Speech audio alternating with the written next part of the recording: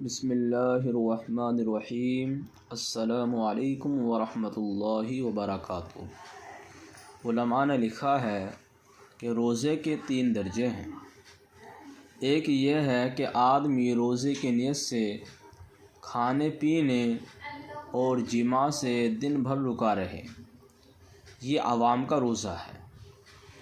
دوسرا درجہ یہ ہے کہ آدمی روزے کی نیت سے کھانے پینے اور جماع سے رکنے کے علاوہ آنکھ، ناک، کان، زبان، ہاتھ، پیر اور تمام اعضاء کو تمام گناہوں سے، صغیرہ کبیرہ گناہوں سے روکے رکھے۔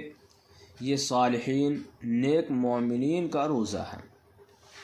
اور تیسرا درجہ روزے کا یہ ہے کہ روزے کی نیت سے کھانے پینے اور جماع سے دن بھر رکنے کے علاوہ تمام اعضاء کو گناہوں سے روکے اور قلب کو، دل کو بھی دنیاوی خیالات اور فکروں سے روکے، اس طرح کہ اللہ کے علاوہ اور کوئی خیال دل کے اندر نہ آئے۔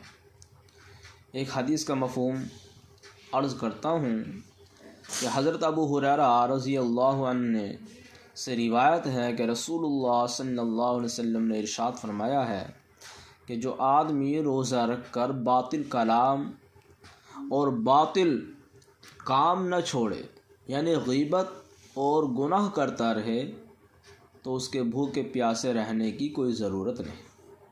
تو اس سے یہ بات معلوم ہوتی ہے کہ روزہ مقبول ہونے کے لیے ضروری ہے کہ آدمی کھانا پینا اور جماع چھوڑنے کے علاوہ گناہ، معصیات، منکرات، جھوٹ، غیبت، چغلخوری وغیرہ سے بھی زبان کی حفاظت کرنی چاہیے۔